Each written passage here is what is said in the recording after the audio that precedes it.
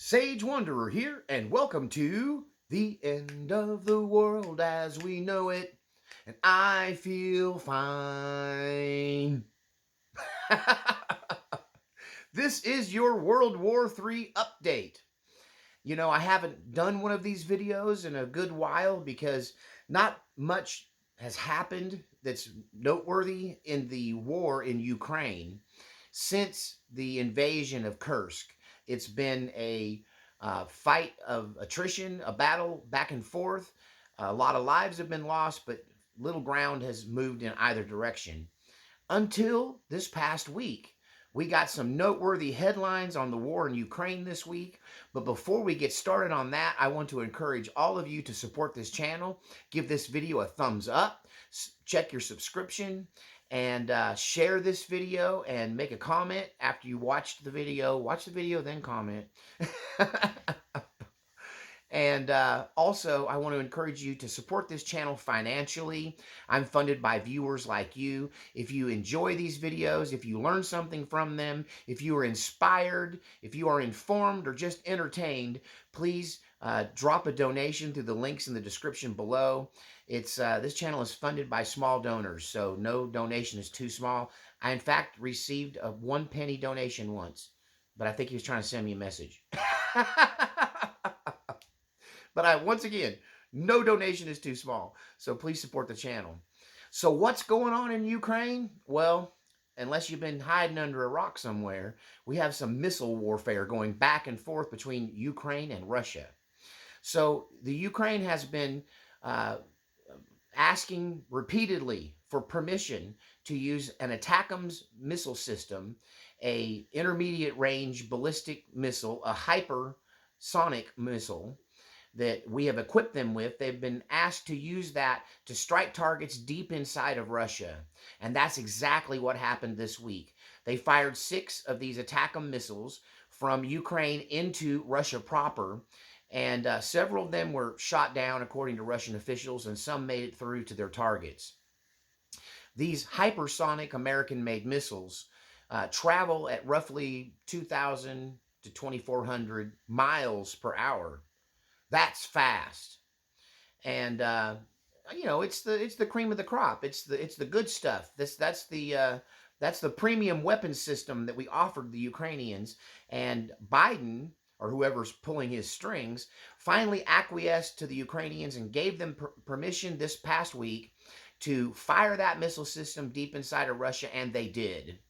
Now, this is a Russian red line. Putin warned Americans and Europeans that if these advanced long-range weapon systems were to be used against Russia on Russian soil by the Ukrainians, that he would see that as an attack by NATO on Russia proper, and that this would be considered an aggressive act, a declaration of war.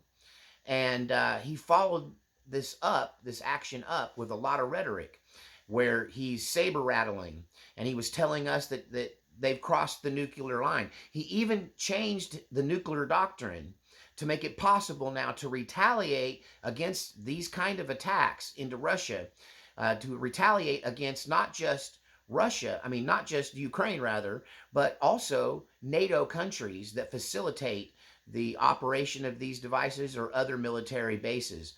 He named specifically this week a threat against a U.S. facility, a missile defense base in Poland, naming it. So the talk, it was just that, talk, until just recently, here in the last day or two, where Russia used, and this was reported incorrectly. What I'm about to tell you was reported incorrectly. You might have read, heard, or even seen news reports about how Russia fired an intercontinental ballistic missile into Ukraine, an ICBM. That is not what happened. I repeat, that is not what happened. That was falsely reported.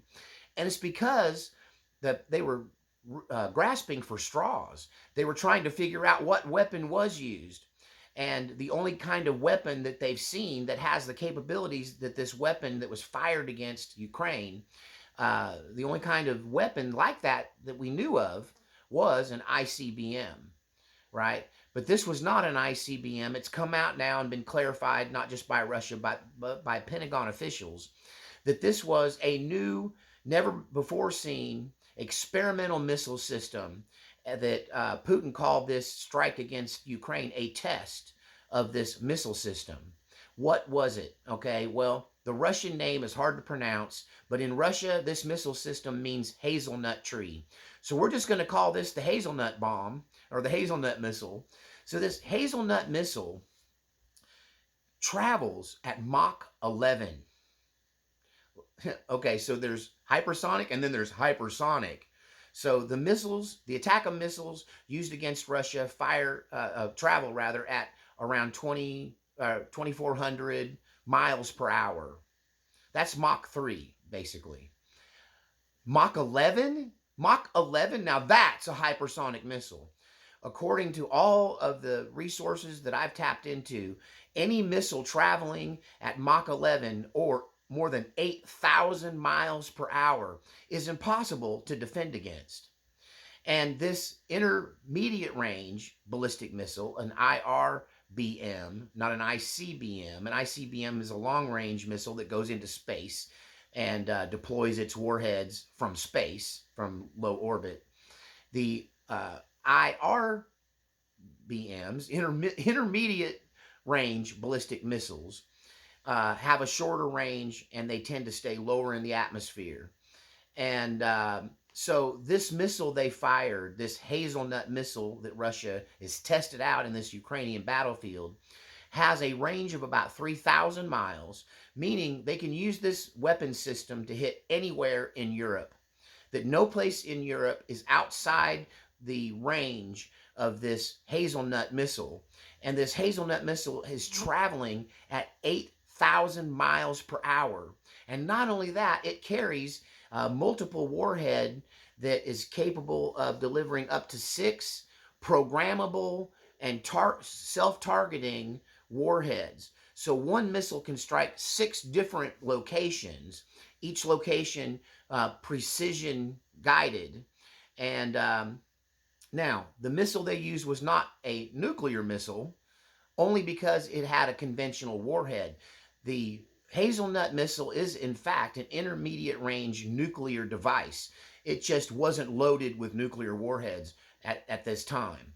And because the launching of such a missile might send up red flags everywhere around the world and make people think they were under nuclear attack, the Russians notified the U.S. and other militaries around the world 30 minutes prior to firing this weapon so that they wouldn't think they were under nuclear attack.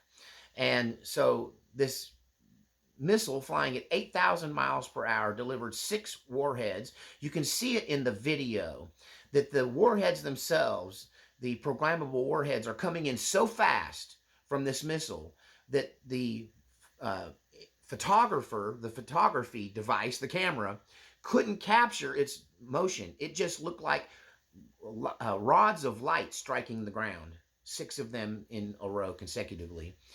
This is a devastating weapon, never seen before, and definitely nothing like this has ever been deployed in any warfare throughout history. This was groundbreaking news. That's why I'm talking about it. This hazelnut missile is very devastating for anybody who lives in Europe.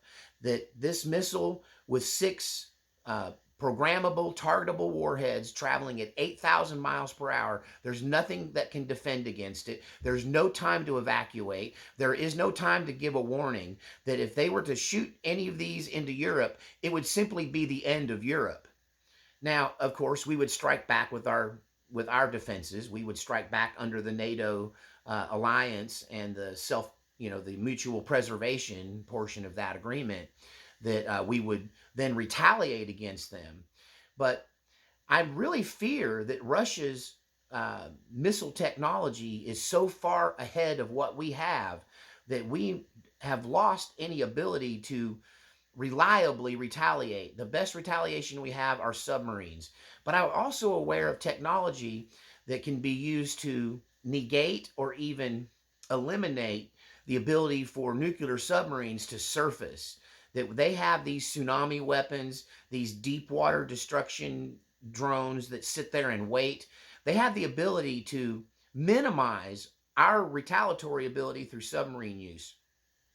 That it does appear that Russia seems to have a first strike capability against the United States, and he demonstrated this, at least a first strike capability against all of Europe with this hypersonic hazelnut missile.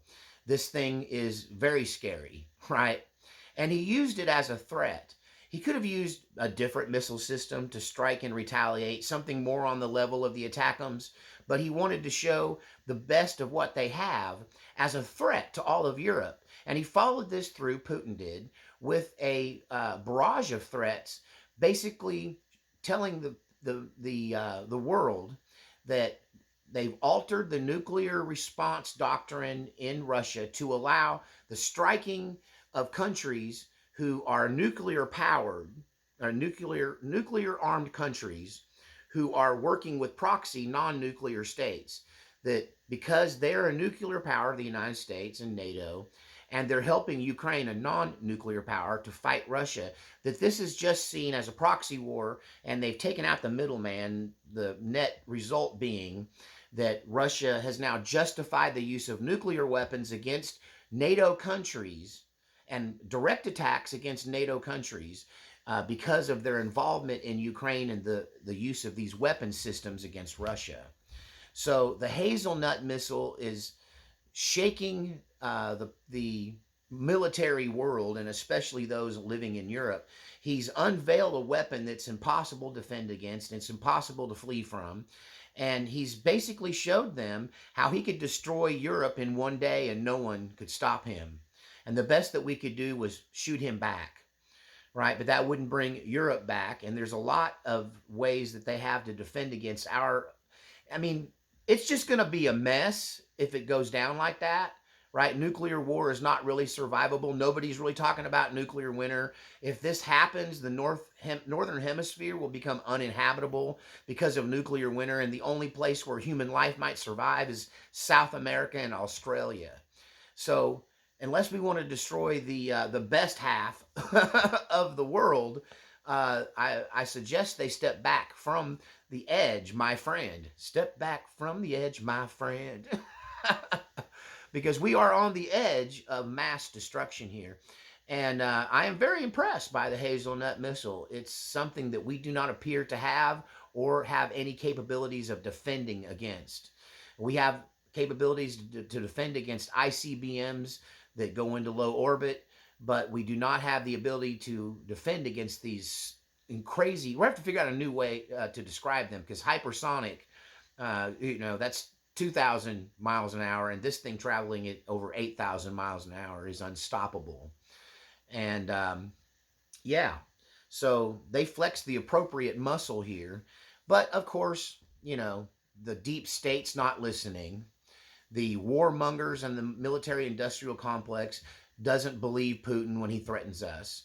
And this was a threat that came with a demonstration. He's letting all of the leaders of Europe know he can hit them whenever he wants. This weapon used en masse, even with conventional non-nuclear warheads, is a devastating weapon, but armed with nuclear warheads, and it's a fight-ending device. And I don't know how many of them they have, but they work perfectly, apparently. And that's why they're referring to it as a test. And so what was Biden thinking when he crossed this red line? Well, Biden's not in charge, right? Biden's not in charge of what he's having for lunch. Pretty soon they'll take away his right to choose which ice cream flavor he would like to have, because he's become incapable of making a decision, and he's not in charge, right? I don't think anybody believes that Biden's calling the shots on this. I think his handlers have a ulterior motive in allowing these ATACMS to be used in Ukraine and Russia in this war. And so what is it? What is the ulterior motive? Well, some are speculating it's to stop Donald Trump from draining the swamp by saddling him with the responsibilities of World War III, and therefore derailing his agenda in the domestic policies, which we'll talk about in a future video on Political Soup. We'll talk about his agenda again. But They're afraid of Donald Trump's domestic agenda, and they want to saddle him with a foreign war, a big one, so that that's all that he can do. And you can see this by the choice of cabinet members that he picks. With the exception of Rubio as Secretary of State, almost every other department head is somebody who's going to go in and cut the fat, drain the swamp, get rid of all of the deep state plants, and purify our domestic government. And one way of slowing that down or stopping it is to drag him into this war. So when he takes office, we're already in some kind of war. But Putin is very much aware of this tactic. Putin can see it from a mile away, right? And he's not falling for the banana in the tailpipe, right? I think he's warning Europe because they're the main ones at this point pushing it. And he's waiting patiently for Donald Trump to take office because Donald Trump is going to personally handle this war between Russia and Ukraine and force them to the table. Well, you might ask, how can Donald Trump force Zelensky to the negotiation table? They don't have a war if they don't have U.S. military and financial support. They are incapable of beating Russia in any measurable way or even preventing Russia from taking all of Ukraine without U.S. intervention and help. And so all Donald Trump's got to do is say, we're done. The fight's over, boys. We're not giving you any more money, Zelensky. Come to the table. Make whatever compromises you have to make to end this, because your other alternative is we're going to let the Russians have you. We're just going to let them take you. We're not going to give you any more money. We have problems of our own. Donald Trump doesn't believe in these endless wars. He's essentially an anti-war candidate. He's trying to put an end to these endless wars that serve no other purpose than to fund the military-industrial complex. So, yes, Biden or whoever's pulling his strings are trying to derail Trump's agenda by escalating in Ukraine. Also, there's another option of why that they're doing this, why they're allowing these missiles to be used against Russia. And that might be that they just want to do maximum damage against Russia, take as much Russian territory as they can in the Kursk region, and therefore have more negotiating power when they come in to negotiate things, because they know that's where this is headed. This war has only one outcome: Russia wins. Or the other outcome is the United States gets involved and World War III breaks out. And Donald Trump is not going to let that happen. They don't have much time. We're, 60 days out from the inauguration? Less than 60 days. And Donald Trump is going to be the 47th president of the United States. And he's not going to join in World War III. It would take a Pearl Harbor level event, an attack against the United States, or an attack against this Polish base, this missile base that Putin threatened is next on the agenda if they don't back off with these ATACMS missile strikes into Russia. That potentially could be something Donald Trump couldn't get away from, that might draw us into World War III, into a larger conflict in Europe. But I think he's going to avoid that at every cost. He campaigned on putting an end to this Ukrainian war, and I think Putin's just going to hold his water. He's going to wait. He did this one thing, which is totally acceptable for him to do. He used, he retaliated with a missile system, and it shocked the world. It shocked me. And I thought it was an intercontinental ballistic missile, and I was surprised to find out it was a hypersonic missile. And when I looked into how fast that thing is, when Putin says you can't defend against this missile, he ain't lying. You can't catch a bullet. This thing is traveling as fast as a bullet. 8,000 miles per hour. That's 4 times faster than the ATACMS missiles that we are using over there right now.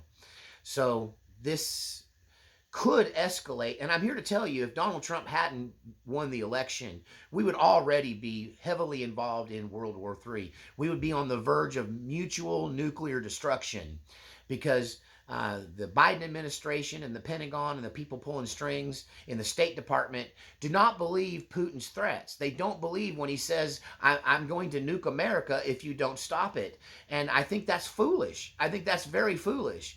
And he's shown with this missile strike that he's absolutely willing to use this advanced weaponry. And he unveiled something that, hey, military guys might have known it existed, but it's never been talked about, and this was the unveiling of it. And it was a very successful strike. It operated exactly the way it's supposed to. In fact, it went well beyond estimations in speed. Most people I looked up and looked into on this didn't think that Russia had anything faster than Mach 6 or Mach 8. And for this thing to be clocked at Mach 11, how do you catch a bullet? I don't know. Tell me what you think in the comments section. Are we on the verge of World War III? Is this the end of the world as we know it? Is Donald Trump going to, what is it? Help us, Donald Trump. You're our only hope. Is he the Obi-Wan Kenobi of this thing? Is he the only thing standing between us and destruction of the planet? He might very well be. This is why I think Donald Trump was chosen by God for this time. Not just to drain the swamp and fix what's wrong with America, but to prevent this inevitable march into World War III. Some people are saying World War III has already happened, and this missile exchange between Ukraine and Russia is the red line that officially makes World War III happening. But when it comes to nuclear mutual annihilation, this is something we must avoid. And I'm afraid this is where it was headed. And only Donald Trump stands between us and the destruction of the planet. Tell me what you think in the comment section. Don't forget to support the channel with your thumbs up and all that good stuff. And we'll see you next time on The End of the World as We Know It.